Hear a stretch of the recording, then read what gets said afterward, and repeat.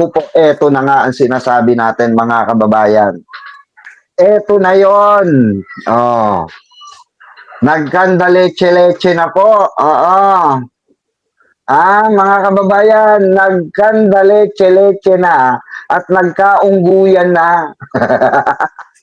Ah, yan ang magandang tatalakayin natin mga kababayan. Siyempre, uunahin natin itong mainit-init, na. Bago tayo, kasi tatlo ang tatalakayin nating topic ngayon, mga kababayan.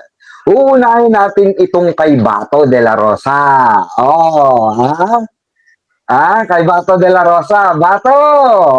Bato, Batuta. Bato, Batuta. Sali ka. Sali ka sa tatay mong karton, shoutout po, Jerry P. Ayan, Roger, ano na? Rogelica. Rejolica ba yan? Tama? Ayan. Hello, Pico, watching from Sweden. Ayan, shoutout po sa inyo dyan sa Sweden. Ayan, mga kababayan natin. Ano ba pera dyan sa Sweden? Parang, ano rin ba dyan? Euro din ba dyan? Euro? Kasi dati parang parang may nagpalipad sa akin dati, parang Swedish W eh. Ay hindi, Taiwan ata yun. Won. 'Di ba Taiwan won? Tama ba? Pero anyway, ayan na. Shout out po sa Danica, shout out at sa lahat po ng Cereza Force. Cereza Force. Shout out sa inyong lahat, Cereza Force. Solid M M may M Mike Cervera for M Cervera forever. Ayan, shout out sa inyo. Crowns, Swedish crowns. Okay. Ayan, nakita natin si Ma'am. Sweden pala 'to, ano pala 'to? Crowns pala 'to. Nako. Hindi pa natin nararanasan yung crowns. Oo, no, mga kababayan. No, mga kabengador, mga kabirador, di ba? Baka makagian tayo ni Ma'am age scam. Ayan, shoutout sa Ma'am Lydia. Ayan, shoutout po. 48 million viewers, shoutout po. Nako, eto na nga. No? Umpisa na natin mga kababayan. At sa BMB family pala, ayan, BMB, mga admin. Okay? At ang admin ng Bengador, mga admin ng Bengador, shoutout. Eto na mga kababayan. So, kanina, ayon, sa tatlong tong pakitong-kitong, no? Sa tatlong tong pakitong-kitong, ayan, shoutout po sa inyo dyan sa Taiwan. Di umano, nakarating sa atin, no, na report, ay parang nagkabulilyasuhan. Parang may nagturo, mga kababayan. Parang close deal. Nako, parang may nakipag-close deal na isang senator. Para raw hindi di umano makasuhan. Naku po, pusang gala. Sino kaya ito, mga kababayan? So, ibig sabihin, mga kababayan, kasi nung isang araw pa namin na, nung may tumawag na isang senador na ceasefire. Sino kaya yung tumatawag ng ceasefire? May pinaplano pala, mga kababayan. Yun naman pala. May pinaplano pala itong ulupong na senador na ito. Pa-shoutout po. Ayan, shoutout, Mama Cha Galang. Ayan, watching from Taiwan. Ayan, shoutout po sa inyo dyan sa Taiwan, no? Mama Cha Galang. Diba? Kayo sa tingin nyo, mga kababayan, ipagkakalulo kaya yung niya? Sa bagay kasi dati, 'di ba, mga kababayan, nung una, pinapunta nitong ano na ito, senador na ito, si Bato de la Rosa, 'di ba? Sa ano, sa Senate para bumoto eh muntik-muntik ka na nga mahuli, 'di ba? Oh, 'di ba? Ma'am Marlene, oh. Mama, Mary, oh, Mary pala, 'di ba? Hmm. 'Di ba't ganun yung ginawa kay Bato de la Rosa? Eh hindi nahuli. Oh, eh ngayon, eto ako personal perspective ko lang. Nung may nagbalita kasi sa amin na yun nga may humingi ng ceasefire. No? Tapos parang makikipag-negotiate. Oh.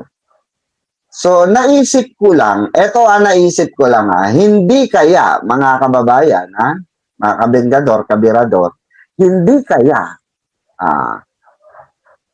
itong pagsugod, kasi sinugod daw according sa pinasok sa hotel mga kababayan. Mirador Piqua, good evening. Ayan, Team Replay. From Switzerland. Ayan, shoutout po sa inyo dyan sa Switzerland.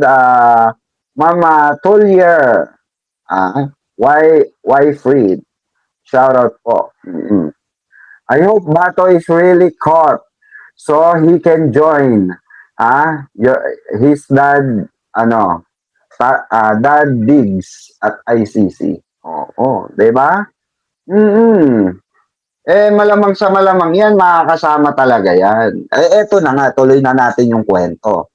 Oh, chismisan kasi ito eh. Hindi kasi napakaganda, nakakagulantang na balita eh. So, nung nakipag-negotiate, di umano itong itong isang senador, may tendency siguro na ito para sa akin lang to personal na ko to na nasa utak ko, analyzation ko. Hindi kaya nakipagpalit ulo? Ano sa tingin nyo, mga kababayan? Mga kabirador, ano sa tingin nyo? Hindi kaya nakipagpalit ulo, itong si, yung kakasuhan sa ombudsman direkta. Hindi kaya nakipagpalit ulo siya at inilaglag niya si Bato de la Rosa, alang-alang sa karir niya. Di ba? Pwede kasi, di ba mga kababayan, pwede kasi. Alam nyo naman dyan sa alam nyo naman natin dyan sa politika. Di ba? Walang stable na kaibigan. Oh. Para sa kapakanan, 'di ba? Para sa sariling kapakanan. Oh. Hindi siguro naisip nung nung senador, 'di ba? Oh. Siguro naisip nung senador, teka lang. Oo, maaano ko nito, malalambat ako sa sarili kong dagat nito, 'di ba? Makipag-negotiate na lang kaya ako. Ikanta ko na lang kaya si Bato kung nasa nagtatago. Di ba? Pwede yun, mga kababayan.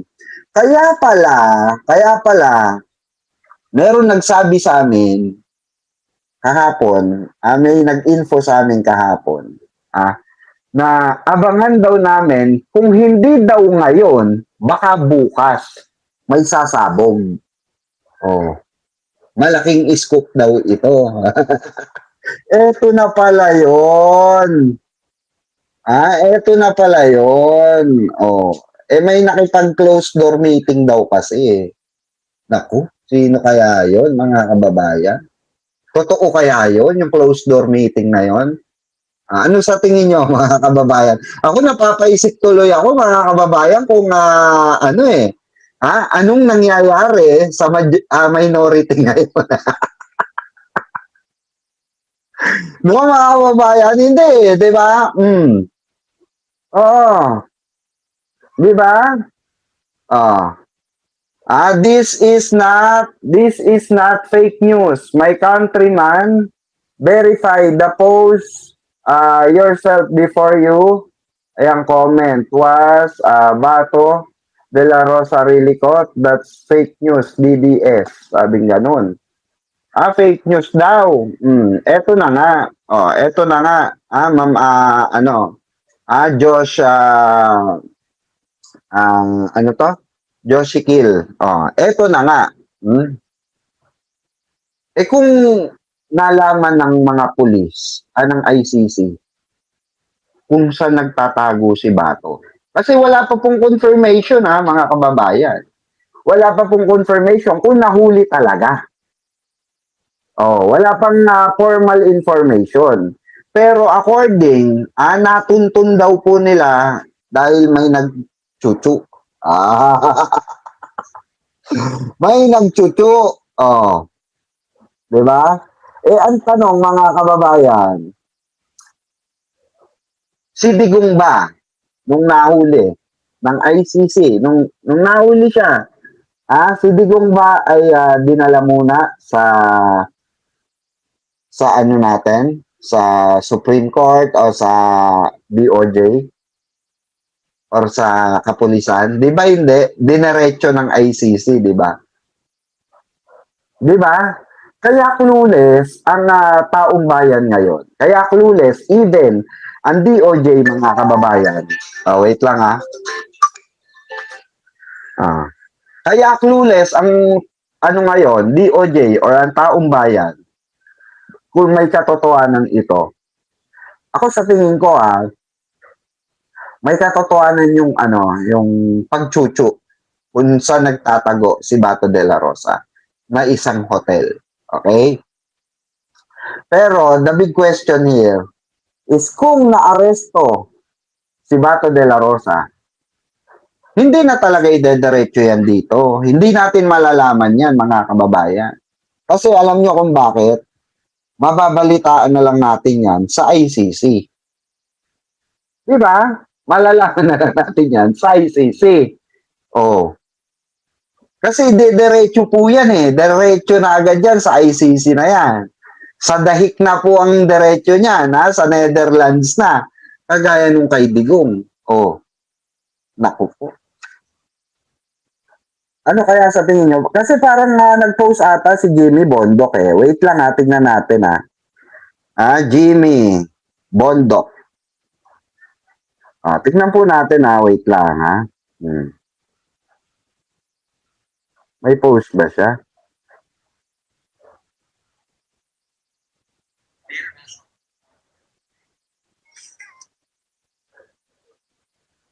Wait lang. Alam ko may post kanina Pero tignan ko. Ito, wait lang. Kasi pina-confirm ng balita sa DOJ, mga kababayan, Pina-confirm po. Kaso, ang sabi nga ng DOJ, they are not sure. They are not sure. So, ibig sabihin, pwedeng nahuli or hindi nahuli. So, meaning to say, sinugod nila yung lungga ni Bato de la Rosa. Tama, mali? So, meaning to say, may pagsugod po na nangyari, mga kababayan ko. Diba? May pag-aresto na naganap. Yun nga ang tanong. Even ang DOJ hindi makapagsalita. Pakinggan natin ang DOJ.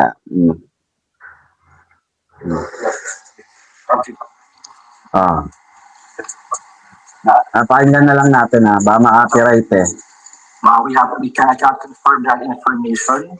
Is not yet. Wala po kami natatanggap na nangyari yan. Yan po masasabi ko ngayon. Okay. Just quick updates. Thank you. More questions? So parang yun nga, wala pa rin silang alam regarding diyan sa paghuli kay Bato de la Rosa. So aantayin talaga natin yan, mga kababayan. Kasi kung kumalat yan, at di umano nagkaroon ng ano na naman, chuchuan, 'di ba? Naku, napakalaking insulto nung kay Bato de la Rosa, Siyempre, sarili mong kapartido, ilalaglag ka. 'Di ba? kahit pa paano, nasa minority pa si Bato de la Rosa, nagtatago nga lang eh, 'di ba? Oh. Kaya itong ano ni Bato de la Rosa, mga kababayan, itong di umano pagkaka-aresto sa kanya, kaabang-abang ito, 'di ba? Although sabihin nating 50-50 pa 'to, 50-50 pa.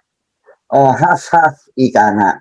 Puwedeng nasa dahik na siya or puwedeng ah, sinugod yung ano niya pero wala na siya ron. Oh, 'di ba? May tendency kasi na mga kababayan na may posibilidad na baka may nagtimbre din sa kanya, 'di ba? Oo, 'di ba? Hmm, hmm. So, sa tingin niyo mga kababayan, 'pag nahuli ba si Bato de la Rosa, dadalhin pa siya sa DOJ?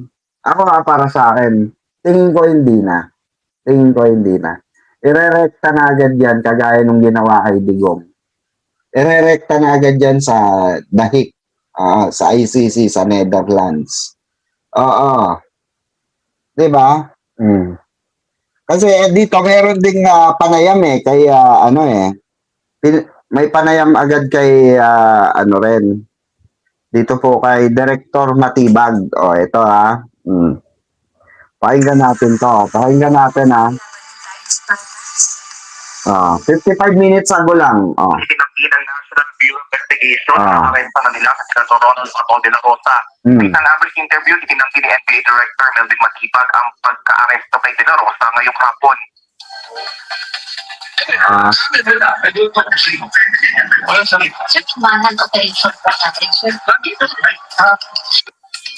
Ito'y matapos kumalat ang mga spekulasyon na naaresto na ang senador. Si De La Rosa ay huling nakita sa Senado noong May 14 matapos itong tumakas. Habang nasa ilalim ng protective custody ng Senado, naharap si De La Rosa sa warrant of arrest ng International Criminal Court na isang co-perpetrator ni dating Pangulong Rodrigo Duterte for crimes against humanity kaugnay ng madugong war on drugs. Samantala, sa panayam kay Attorney Estraelito Toriol, Legal Counsel ng Senador De La Rosa, wala umano siyang natatanggap na impormasyon sa pagkaka-aresto ng senador. Dagdag pa ni Toriol, wala na umano silang komunikasyon ni De La Rosa mula nang tumakas ito sa Senado. At yan ang balitang kumpirmado. Sigurado ito ang radyo patrol. Ayan mga kababayan. So, kinumpirma din ni kasi ang tanong kasi, kung naaresto na si Bato de la Rosa. So, wala daw, according kay Director Matibag, hindi niya alam. Hindi niya alam. 'Di ba? Hindi niya po alam. Ngayon, mga kababayan, so ibig sabihin, may operation talaga palang nangyari. May posibilidad na may operation na nangyari ngayon, kanina lang, no? May pinasok na hotel, okay? May pinasok na hotel at siguro may tendency mga kababayan, na may nagchuchu din na parating na ang mga kapulisan or NBI kung sino man huhuli sa kanya, di ba? Kaya ganon, di ba? Kaya siguro ang direktang sinabi ni Director Matibag, wala siyang nabalitaang nahuli. Di ba? Nahuli na si Bato. So, ibig sabihin, meron talagang operation. So, may tendency mga kababayan. Ito ang tanong. Ito ang malaking question dito. Kung nakatakas man si Bato na natunugan, magagalit si Bato niyan. Paano siya nalaman? Ang tanong, ito ang malaking question kay Bato de la Rosa. Sino ang nagchuchu sa kanya? Di ba? Sino nagchuchu sa kanya? Sino ang naglaglag ng kanyang brief? Di ba? Kahit na sabihin natin example, hindi siya nahuli dun sa operation. Dahil magtataka si Bato, puta, ano nalaman ilan lang kami may alam na nandito ako. Di ba? So, ibig sabihin, may nagchuchu. Sino ba yung gaano katotoo na Eto nagtatanong lamang po tayo, gaano katotoo yung chismis or yung ugong-ugong na balita sa loob, sa loob, hindi sa labas sa loob, na merong pagpupulong na naganap. Gaano katotoo yan? At yung parang palit ulo portion na naganap para lang mahuli si Bato de la Rosa. Gaano katotoo yan? Ako, napakalaking issue niya mga kababayan, di ba? Di po ba? Napakalaking ano yan, scoop niyan dahil alam naman natin na muntik-muntikan na talagang mahuli si Bato de la Rosa nung panahon pinapunta siya ni bakla ni Senator Alan Peter na doon sa Senado at muntikan pa siyang mahuli mga kababayan, di ba? Salamat po sa inyong pag-like at pag-share. Maraming salamat po, no? Yun mga kababayan, that's the question. Bakit? 'Di ba? Bakit ganun palagi ang senaryo? May tendency rin, 'di ba, na Ma'am Nenita Umali, ayan, shout out po. Nakita ko pala kayo, Ma'am Nenita Umali. Ayan, Okay na po, Ma'am Nenita Umali, nadyakita ko na po kayo. Salamat po. Dan like, ayan. Salamat po sa inyong pag-like. Di ba mga kababayan, nakakapagtaka lang talaga Paano nalaman talaga kahit si Bato siguro nagtataka siya Di ba? Siguro may tendency na nakataka si Bato. Di ba? Dun sa operation. Or hindi talaga siya nahuli. Di ba? So, pero kung nahuli siya, eto.